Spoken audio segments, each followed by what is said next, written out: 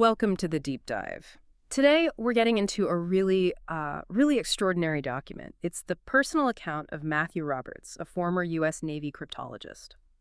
And it's a story that, it forces you to connect two completely different worlds, strict, logical military thinking, and these incredibly profound, almost esoteric experiences. Right, a cryptologist. I mean, this is someone whose job is creating and breaking complex digital codes, verifiable stuff, and he just walks away from it all. He does, and not just walks away. He leaves the U.S. Navy in March 2020. He's only 4 years short of full retirement. Wow. So he gave up massive financial security. Right. Why? Because his face-to-face encounters with, as he describes them, extraterrestrial beings and their crafts became more important than anything else. They completely changed the course of his life. So that's our mission for this deep dive. Right. We want to understand what could lead this man, a lifelong atheist, by the way, from a family that only valued what was scientifically provable, to believe these terrifying experiences weren't delusions. Exactly. But we're part of some kind of brutal, painful, but ultimately purposeful journey. An initiation into a higher state of consciousness. Okay, so let's start at the beginning of that journey, which he describes as a complete physical and emotional collapse. This was not a gentle awakening. No, not at all. He describes it as a descent into hell. He talks about lying on the floor, literally shivering and crying in terror, dealing with severe depression, and even a brush with death from blood clots. So a total breakdown. The total breakdown. He felt completely destroyed, manipulated, and physically controlled by these entities. He wasn't sure what to call them. ETs, interdimensional beings, maybe even demons. It was the complete opposite of the ordered, logical world he knew. For someone like that, whose whole identity is based on, provable facts, that kind of collapse demands some kind of answer.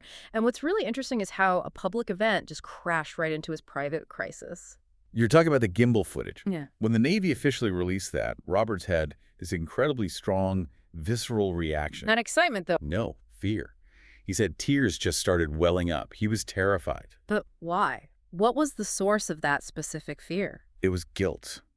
This powerful, really unsettling feeling that he had somehow brought them here, that his own experiences were connected to this, and he was afraid of being, found out. So he's trying to get his head around it. Right. He's trying to force it back into his world. He starts thinking, okay, the propulsion must be anti-gravitic. He even connects it to something he heard on NPR about gravity waves from colliding black holes.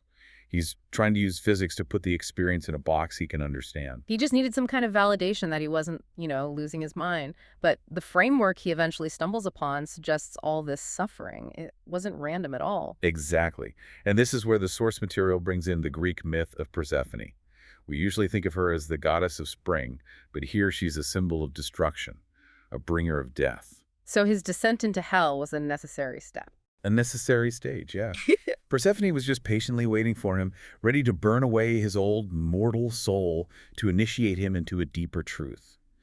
His crisis wasn't a breakdown. It was a prerequisite. And this is where his journey takes a really sharp turn, away from cryptology and deep into the esoteric.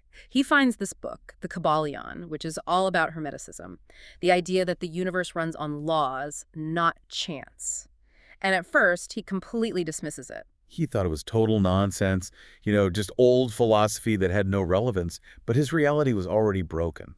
And the universe, or maybe the beings, started communicating in a way he couldn't ignore. Through synchronicities. The exact opposite of the random, chance-based world he believed in. He gives this amazing sequence of events that he calls his unavoidable proof. It starts with him searching online for U.F.O. Maryland. Finds nothing. Finds nothing. But then, seconds later, a hatchback just zooms past him on the road, cuts him off, and what does it have on the back? A sticker for UFO in Maryland with their Facebook page on it. Right. And it doesn't stop there. Bill. Immediately after that, he sees a Hobby Lobby store. Seems random. Until minutes later, his roommate, who's watching CNN, randomly brings up the Hobby Lobby Supreme Court decision. The coincidences are just stacking up too fast to ignore. But the final one, the one that really sealed it for him, yeah, that one is just wild. It is. He feels this strange compulsion to drive to a late-night gas station. And there he sees this scene. Two impeccably dressed professional women eating fried chicken with a man who is clearly homeless. And then one of the women just looks at the homeless man and says... She points at him and declares loud enough for Roberts to hear, "You see, there's no such thing as chance. Everything happens for a reason. I never sit at places like this, but something told me to sit here tonight. And he felt that message was meant directly for him. He was sure of it. That's incredible. I mean, how does a man of hard logic go from thinking about gravity waves to believing a homeless man at a gas station is a divine messenger? What did the Kabbalion give him to make that leap? It gave him a new operating system, one based on law, not chaos, which, for his mind, was the only way he could accept any of this. He even realized this whole weird discovery was predicted in the book itself. The law of attraction. Yeah, the book says, when the pupil is ready to receive the truth, then will this little book come to him. And it did. Okay, so let's break down some of these principles that became his new map. The first big one is mentalism. Right. Mentalism basically says that the entire universe is a mental creation. It all comes from a single unknowable consciousness that the book calls the all. So, ultimate mind over matter. If reality itself is mental, then control over your own mind is the highest power you can have. Exactly. And that ties right into the next one, correspondence. The saying, that which is below is like that which is above. The inner and outer worlds are connected. They're mirrors. The chaos you see out in the world is just a reflection of the chaos inside your own mind. And then there's cause and effect, which says nothing is random. Even a lottery ball dropping is a certainty if you could just calculate all the physics. But the one that seems most practical, especially for his trauma, was the principle of polarity. Can you explain that one? Polarity is the idea that opposites, like love and hate, or in his case, fear and courage, are actually the same thing. They're just at different ends of the same spectrum. Like a thermometer. Exactly like a thermometer. Huh. If you feel hate, you're just at the negative pole of love.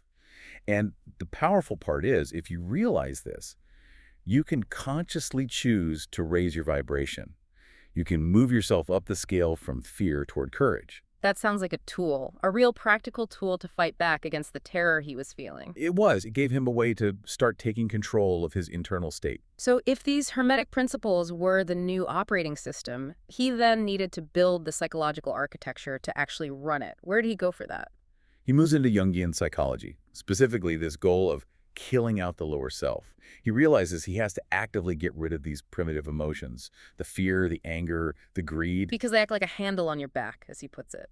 Right. If you let those things rule you, anyone can grab that handle and control you. So his trauma, the intense suffering, it actually had a purpose. Like the myth of Demeter putting the boy in the fire to burn away his mortality. It's the same idea. And to build this new self, he adopts this framework of 4 archetypes. The king, the warrior, the magician, and the lover. These are the core components of the hero inside your psyche. And if you ignore them, they show up as destructive shadows. Let's start with the king and the magician. The king archetype is all about order, structure, and balance. Its job is to create a well-ordered kingdom. And for this work, the kingdom is your own mind. And if your inner king is weak, Its shadow takes over. You either get the tyrant, who rules your mind with fear, or the weakling, who just lets chaos reign. Roberts realized his mind was total chaos because his king was absent. and the magician. The magician is the part of you that seeks hidden knowledge, that understands transformation. It's like applying cryptology to your own spirit. Its shadow is the manipulator, who uses knowledge for selfish reasons, or the denier, who refuses to see the truth at all. Okay, now the warrior and the lover, how do they fit into this inner training? The warrior is your energy, your motivation. It's what allows you to confront your inner problems head-on, to be alert and committed. The shadow is just laziness and procrastination. Or worse, the sadist, who just wants to destroy. The lover sounds a little soft for this kind of internal battle. You'd think so, but it's maybe the most important. The lover is the regulator. It's about empathy, creativity. It's what makes you imagine yourself in someone else's shoes. Roberts connects it directly to Stoicism, not suppressing emotion, but transforming it. The lover tells the warrior what's worth fighting for. And he believes that ignoring all this inner work, this architecture, is the root cause of all the chaos we see in the world. He calls it the extrovert problem. Yes. His theory is that extroverts, people who are mainly influenced by the outside world, make a critical mistake. They think their inner emotional chaos comes from out there. Which leads to that disruptive logic of, I wouldn't have to hit you if you didn't make me so angry. Trying to control the world, to fix what's wrong inside. That's the root of it all in his view. Malignant narcissism, political oppression, you name it. The only solution is to cultivate introversion, to turn your gaze inward and brutally clean house.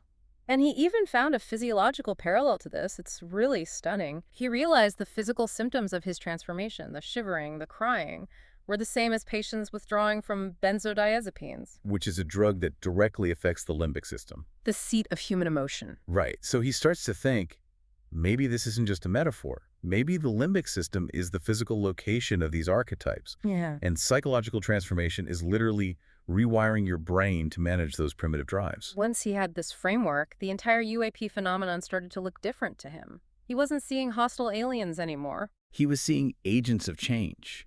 He came to believe the beings were the angels from the Bible, and that the book of Revelation wasn't about the end of the world. What was it about then? He thinks it's a symbolic roadmap for psychological initiation, the death and rebirth of the individual psyche. He has specific examples of this, right, from the text. He does. He points to the New Jerusalem in Revelation. It's described as a perfect city, a cube, foursquare, with equal length, breadth, and height. He argues that's just an ancient person trying to describe a cube-shaped craft without having the words for it. And he also found clues in the constellations mentioned. Yes, like Orion holding 7 stars. He interprets that as a signpost, marking the autumnal equinox, which was historically a time for initiations into the ancient mysteries. It's all connected. This just completely flips the script on the whole evil alien narrative. He's saying that's just us, projecting our own darkness onto them. Precisely. His logic is, if a species is advanced enough for interstellar travel, they must be psychologically mature beyond our wildest dreams. So their goal in frightening us isn't to harm us. It's to force us to confront our own flaws, to make us kill out fear. They're basically cosmic drill sergeants for the soul. If that's true, then maybe the real purpose of human history has been this inner journey all along. And he connects this to ancient sites. He sees places like the Great Pyramid or the sites of the Eleusinian Mysteries as sophisticated initiation centers. They were basically psychological training grounds designed to induce this very transformation. And what about the incredible precision you see in places like Tiwanaku? The stones that are fit so perfectly? He says that's a physical mirror of the required mental state. The extreme attention to detail and persistence needed to build that is the exact same quality you need for inner work. A precise structure reflects a precise mind. Which brings us to his final conclusion. He sees all the chaos in the world today, the political division, the pandemic, all of it, as a physical manifestation of our collective fractured psyche. We're standing at a crossroads, an abyss between two fires, destruction or transformation. And his solution isn't political. It's Yeah. much bigger than that. It's a combination of collective psychological evolution and a massive technological shift. He imagines a future where we automate everything mundane, housing, food, manufacturing, all done by robots. So food and housing could become free. And that would free up humanity to focus on matters of a higher order. Because right now we're just prisoners of constructs we built in our own minds, like an economy based on greed. Exactly. If we can get our inner king archetype in order, we can tear down the systems built by the tyrant. And so his final message is a call for just, brutal self-honesty. He encourages you, the listener, to really look in the mirror and understand that your future is a direct manifestation of what's inside you. And the really provocative final question he leaves us with, which comes directly from his own terrifying journey, is this. We've seen where human evolution could go. But if you can't even get along with your next-door neighbor because of the lower emotions you're holding on to, do you really have any right to look up at the stars? That, he says, is the real measure of whether we're ready.